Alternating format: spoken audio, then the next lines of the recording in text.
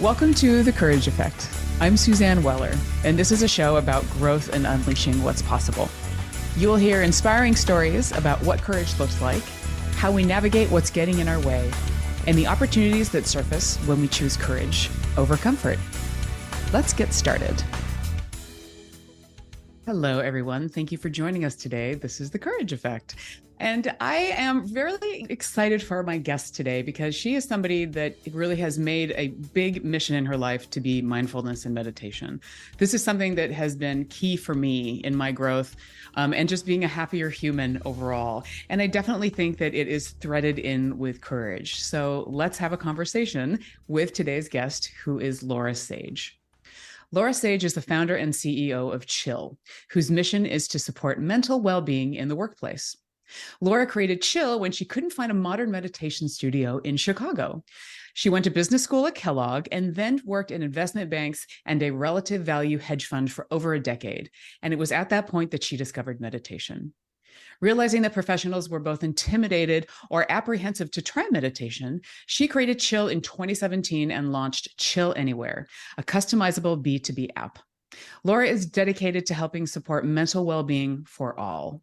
She and the Chill team are committed to helping people live less stressed, more mindful lives. And Laura is also the co-founder of the Lynn Sage Breast Cancer Foundation, which funds innovative breast cancer researchers and their education. Laura, it is such a pleasure to have you here. Welcome to The Courage Effect.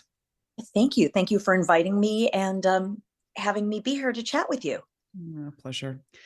I mean, one of the things, as I said in the intro, mindfulness has been a key part of my life and in me being courageous. So I'm curious, as we start to talk about courage for you, I'm sure mindfulness is going to be woven in here.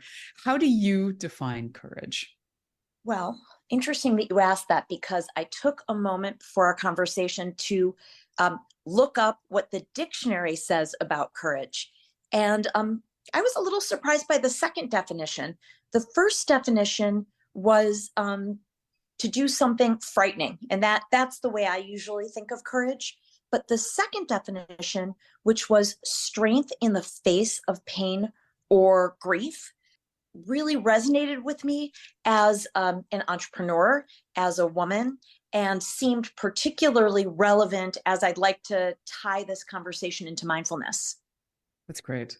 It's so interesting, something that you're frightened of, but I do like the idea of it being, I mean, grief, you know, how do we sort of orchestrate that energy and how do we really show up to who we want to be in that moment? And that is such a huge part of what mindfulness is. Yeah, well, for me in particular, mindfulness has helped me tackle pain, discomfort, in grief, and frame those emotions differently in a way that allows me to perhaps on the outside exhibit strength, but persevere and have resilience. And so that's really how I find these to be for me on a personal level, incredibly intertwined. Yeah. I know that when we were speaking earlier, you were talking about the 7 tenets of mindfulness and that being a pretty core guidepost or set of guideposts for you. Can you talk a little bit more about that?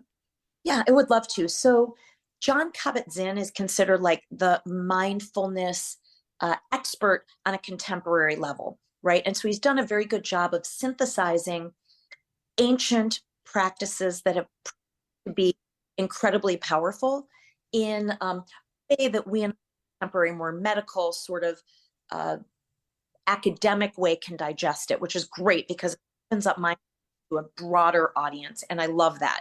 But his 7 pillars of mindfulness are, and I'll just go over them and then we can talk about them in more detail if you have interest, is non-judgment, patience, applying a beginner's mind to everything you do, trust, which is a lot to unpack, non-striving, which is something that I still need to practice a lot of, acceptance, and then the 7th is letting go. And in particular, in the context of courage and facing pain, so many of these are applicable. I mean, just to delve into one, when I think of applying non-judgment, sometimes people initially think of that as not judging others. But in fact, I'm a big advocate of promoting self-care. And one of the very first ways that you can take better care of yourself is to treat yourself the way you would treat others. You are a kind woman. Most of the people listening to this are probably kind humans. And my gut is that most of us probably judge ourselves with a much higher bar and with much more critique than we would others, as a for instance. So if we're going through a difficult time and we're not feeling good, to try to take a pause, reflect, give ourselves permission to not be perfect. It's a really good way to help, I guess, demonstrate courage and to persevere and to move forward with the day and moment. Yeah, I love what you're talking about with self-compassion, really, and the idea of just understanding that things are going to happen, and we need to be as adaptable as we can, and not judge ourselves in the process. Yeah, well, that allows us to persevere, which is, I think, in some ways, similar to this concept of having courage, right? Courage to continue to persevere, to do what you're doing because you have obviously gone on this journey for a particular reason. Yeah. Well, and I'm also thinking about you. I know you have a meditation studio in Chicago, and I know that during the pandemic, that was obviously something that was quite challenged. And you and the Chill team were, I mean, pivoting. I know there's always the word pivot, but I'd love to hear a little bit about that from you, because I'm sure that was quite a moment of courage for both you and the Chill team. Sure. So try to tell the quick story, but we started in 2017, as you noted, as a physical studio in downtown Chicago, which is where I'm talking to you from right now. And um, we we had a concept which was similar to, people will be familiar with the Soul Cycle or Core Power Yoga, which is a studio where you would go in and instead of exercising your body, you would exercise your mind. We were open 7 days a week. We had both mindfulness, gentle yoga classes, something we called No Need to Get Naked massage, as well as highly curated retail. And our mission was then and continues to be to help people live less stressed, more mindful lives. Even before the pandemic, we noted that a lot of businesses were approaching us and asking us to help teach lessons that were rooted in mindfulness and mental well-being to their employees, in some cases to their clients, but most often to their employees. And because of that, we had decided to start building an app, which is called Chill Anywhere. It was intended only to be for the business community. But when the pandemic hit, fortunately, the app was already built. We were doing beta testing for it. And so we closed our studio. We had to, in Chicago, we had to do that. But we doubled down on virtual programming, in particular via our app. So that is an example of what I think a lot of entrepreneurs go through, which is the best laid plans and needing to pivot and not being so rooted in past plans or future visions, and paying attention to the present moment, and then figuring out how to act. That's just one morsel of an example of what we as a team did. Yeah. Well, and how great was it that you were already creating that app before everything Yeah.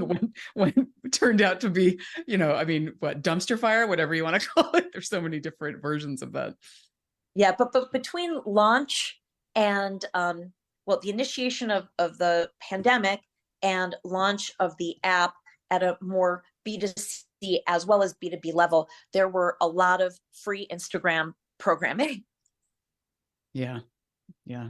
Well, and also I love your app. I mean, I've been using it for years, and I love the fact that, I mean, mindfulness for me is quite a private thing, right? I mean, it doesn't mean that I don't necessarily want to do it with other people, but the convenience of that and being able to do what really works for me, because I do think that, I mean, you talked about non-judging being one of the core tenets of mindfulness. There's a lot of judgment around mindfulness and meditation, I believe. There is. And when we first started Chill, we intentionally opened our studio with a design concept, which we have done our best to take to the app as well, which was very simple. So our studio had white walls, wood floors. We chose blue as our accent color. And the idea was we wanted someone to come into the space and have it be almost a blank canvas. We didn't want to evoke any preconceptions. So I happen to like sage green. I like Buddhas. But we intentionally didn't put any of what you might consider to be traditional mindfulness meditation accents in the space. And we didn't put a lot of embellishments of any type in the space because people do come with preconceptions, and we wanted everybody to get out of the space whatever it is that they wanted and not to be distracted. Yeah. Well, and I do think it takes a lot of courage to be mindful. I mean, to actually to accept that that's something that you want to be doing, that you want to be spending a little bit more time on paying attention to what really matters for you in that moment. Yeah, it takes it takes patience and it takes practice, right? So patience is one of the other tenets. Practice isn't, but coming to every practice with a beginner's mind and humility, and remembering that the more often that you practice mindfulness, the more mindful of a human you can be. And I can only speak from my personal experience, but it really helps. I feel like it helps me be a better leader. It helps me be more courageous. It helps me be a better employee when I'm collaborating with other people. Yeah, I so agree with you. And the idea of, I mean, I'm thinking about the last two tenets that you mentioned, acceptance and letting go. So the idea of, having, knowing what you can control and what you can't control, what you have the power to change, but also letting go. I really think it takes a lot of courage to just, leave something behind. Every time I think of that tenet, I think of the Kenny Rogers song, like know when to hold them, know when to fold. The gambler. Yes, that's exactly right.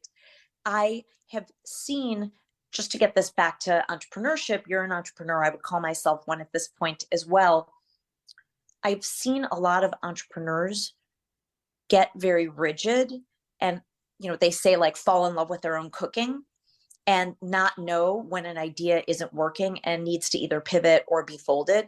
And I think that letting go is really wrapped up in ego. And sometimes that ego can be confidence, which you want, and sometimes it can be really problematic. Yeah, and that's especially with, entrepreneurs and founders, right? I mean, that's a big, and falling in love with your own cooking. I love that. I'm gonna steal that from you. I'm just saying that right now. I was adventure of that, unfortunately. Well, I would love to. We have to cut for a break. But when we come back, let's talk a little bit more about entrepreneurship and where courage comes in, because I think what you're talking about is not just having confidence in those ideas that you have, but also the humility, right? The courage to be humble and the courage to not be as rigid in your thinking. So let's take a quick break. We will be right back. Hey, everybody, it's Suzanne from The Courage Effect. As the seasons changed, I poked into my closet and discovered how stale my wardrobe had become.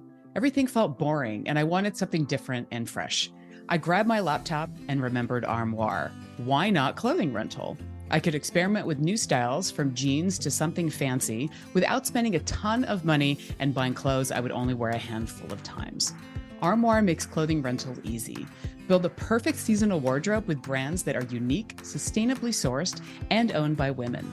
All you have to do is take the style quiz, select items from your personalized closet, and they will ship them straight to your door. Armoire allows me to indulge in high-quality designer clothing with no guilt. They promote sustainability with fewer items ending up in the donation bag and landfill, and no dry cleaning fees. Trust me, your cramped closet and the environment will thank you. If you're ready to have your dream closet delivered to your door, you must try Armoire. And right now, my listeners can give Armoire a try and get up to 50% off their first month. That's up to $125 off. Just visit armoire.style. That's ARMOIRE.style/The Courage Effect to get up to 50% off your first month and never worry about what to wear again. Try Armoire today.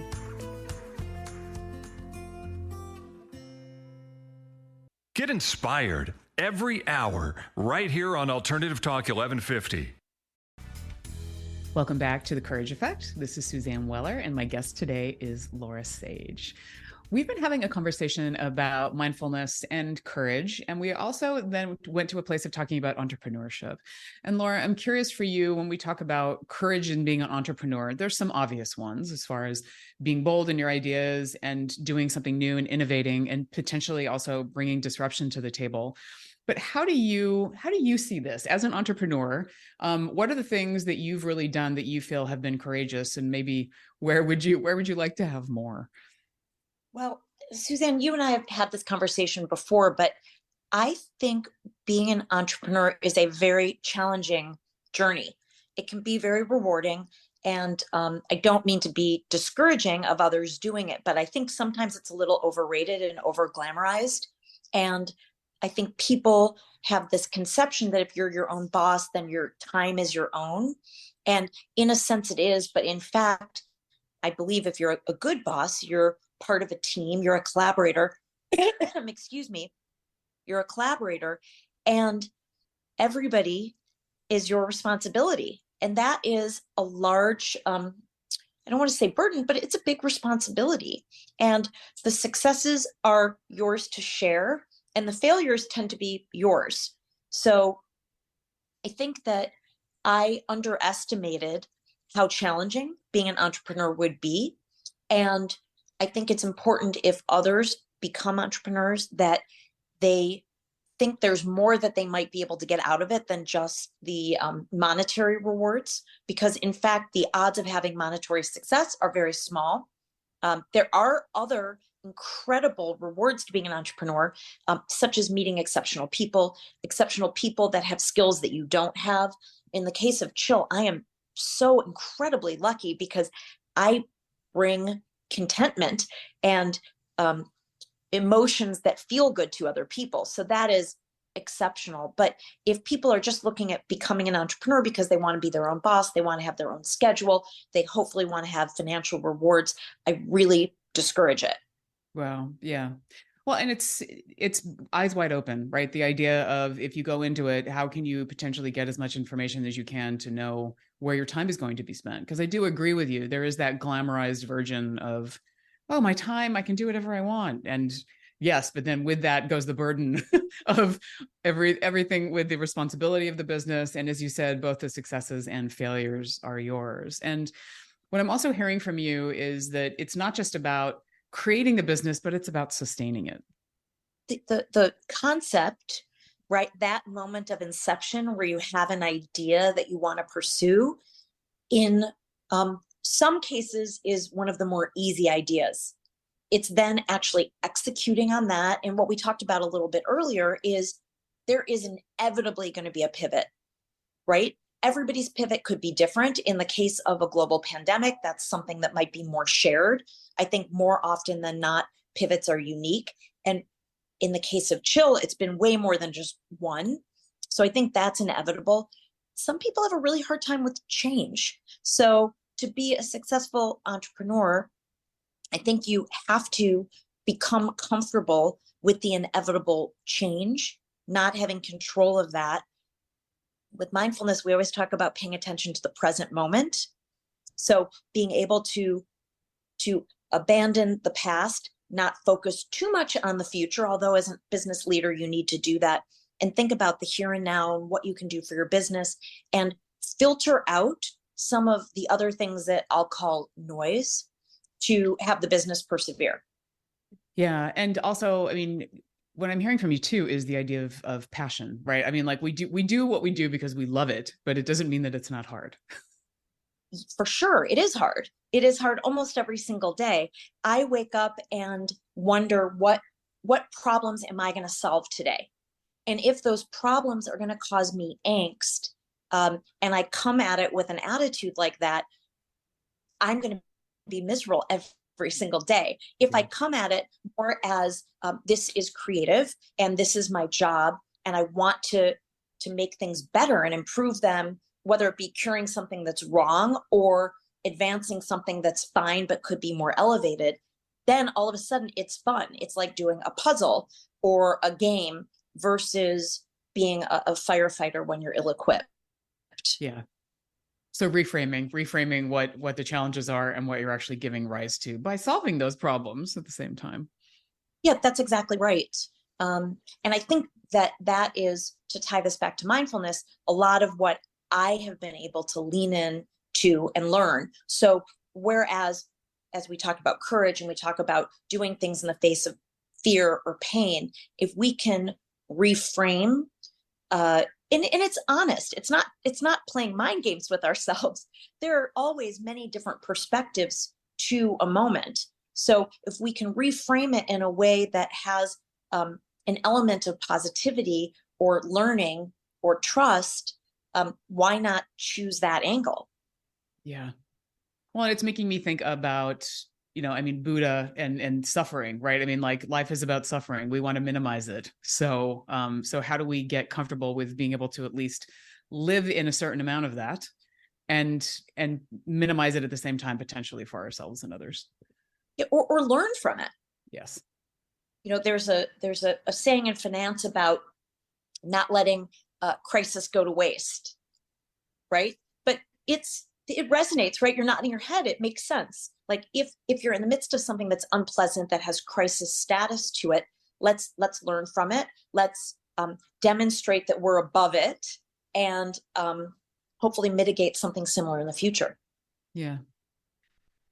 What's surfacing for me also is trust. I mean, I know we also talked about that as being one of the tenets.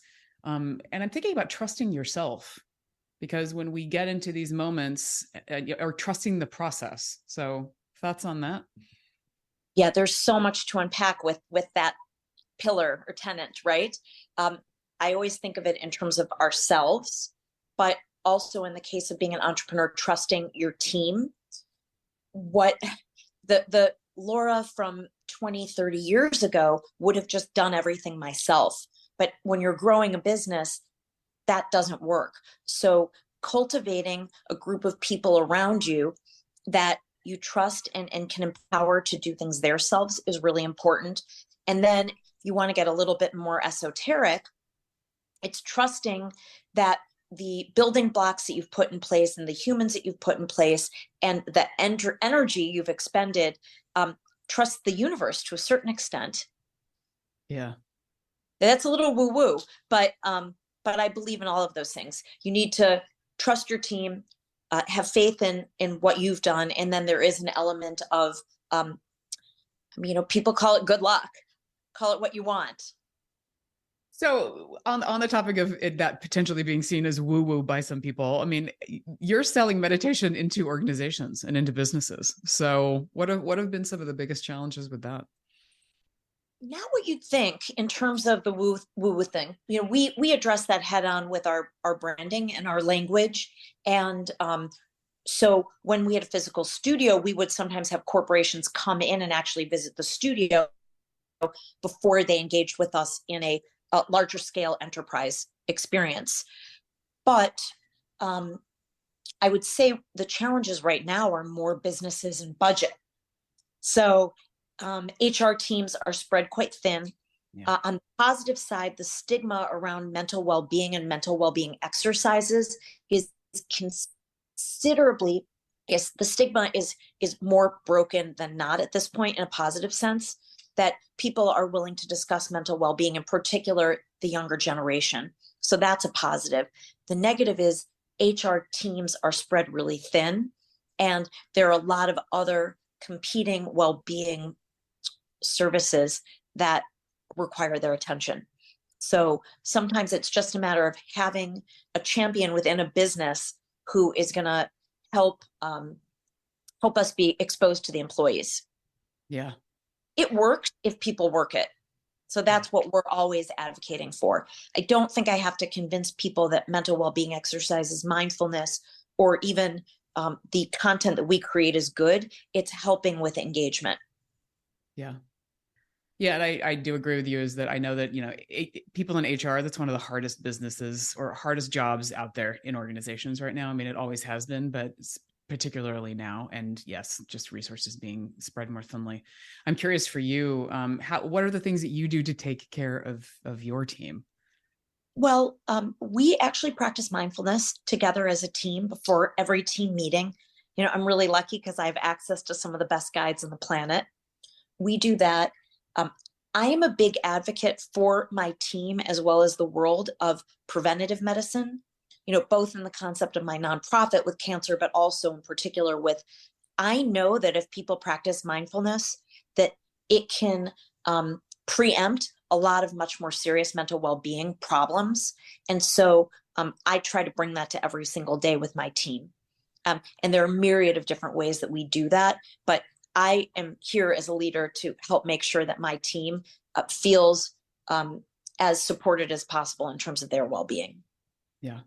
That's fantastic. And yes, as you said, you do have some of the best guides around. So shout out to Darren, who I'm I'm a big fan of, and there's many other ones too. But that's I think one of the other really beautiful things is that you are also creating community with what you do. And if it's like I talked about it being a little bit private, but there's also you do some of the live meditations and live events. So there is something that's really nice about that in letting people explore a little bit more, not only on their own, but with others. Well, as I said, it's about people actually ingesting the mindfulness, and people do that in a lot of different ways. So we call ourselves omni-channel because somebody could find us on LinkedIn Learning, they could subscribe to our app, they could hire us for a one and done session. We do have a small physical studio in Chicago right now. They could come visit us there. It's all about the practice of mindfulness, however it's best for you, the practitioner. Yeah, such a great reminder. It's a powerful thing, but it's also what we make of it. So as we wrap up, I just want to share a few things that I heard you say. I mean, we really talked through the 7 tenets of mindfulness and how those really thread into courage, how we can potentially be moving away from rigid thinking because we have to be really adaptable to change overall, and the importance of cultivating people around you that are people that you can trust, because you also need to know that you can't do everything at the end of the day. And that takes courage to trust other people. So Laura, thank you so much for being here. Suzanne, it was my pleasure. Thank you. Yeah. We'll have information about you and Chill on the Courage Effect website. Thank you, everybody, for being here. Stay courageous.